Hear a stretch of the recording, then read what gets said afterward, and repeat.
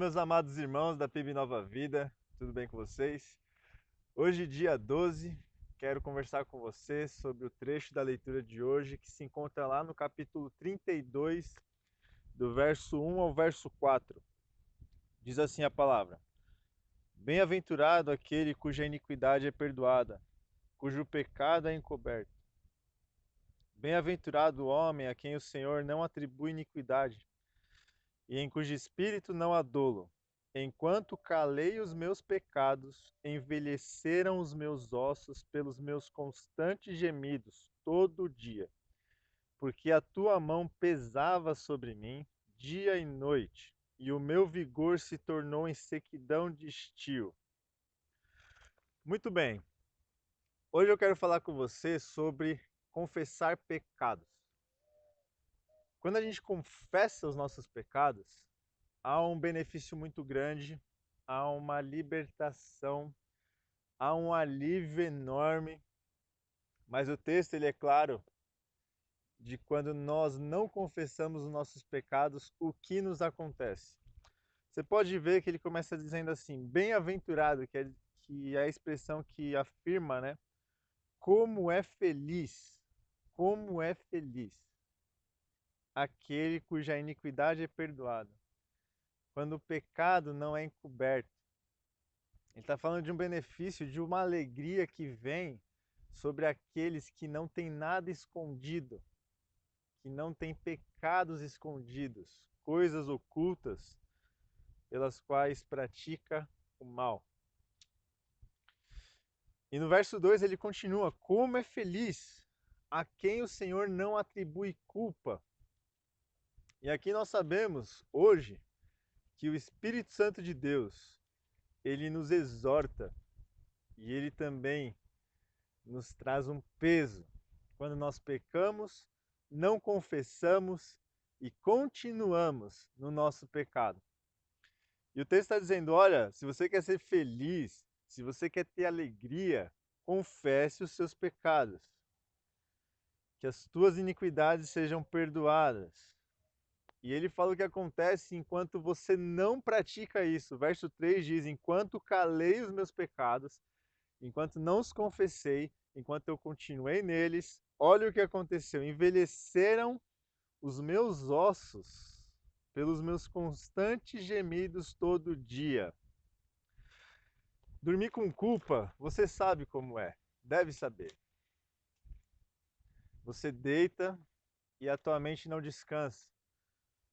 Você tenta dormir, você tenta ficar em paz, mas sempre que você se encontra em um ambiente mais tranquilo, onde você tem um tempo para pensar, os pensamentos que te vêm são de peso, são pensamentos de culpa. E o que te alivia esse fardo, o que te alivia essa constante cobrança é o perdão. E o texto fala, né, no versículo 5, confessei o meu pecado e a minha iniquidade não mais ocultei. E quando isso acontece, nós vemos que realmente ele está dizendo aqui do que aconteceu, né? Do que ele fez e os benefícios do que ele fez, os benefícios que ele teve aqui. Então ele fala: confessarei ao Senhor as minhas transgressões e tu perdoaste a iniquidade do meu pecado. E aí ele expressa como é feliz aquele que tem os seus pecados perdoados. Olha que interessante. Quando ele fala isso, ele está dizendo que quando você não confessa algo que é profundamente mental, espiritual, quando a gente fala de um pecado encoberto, está dizendo que isso se materializa no corpo. Vocês conseguem compreender isso? Porque isso parece até loucura, mas é realmente o que acontece. Quando nós guardamos coisas ruins, coisas que são erradas, encobrimos erros, pecados, a culpa vem. O Senhor, ele está dizendo, o Senhor dia e noite me cobrava, me afligia, me pesava a alma, a mente, até que eu confessei o meu pecado e o Senhor me perdoou. Enquanto nós não confessarmos os nossos pecados, enquanto nós não abrirmos o nosso coração para Deus e dizer, Deus, eu pequei contra ti, me perdoa.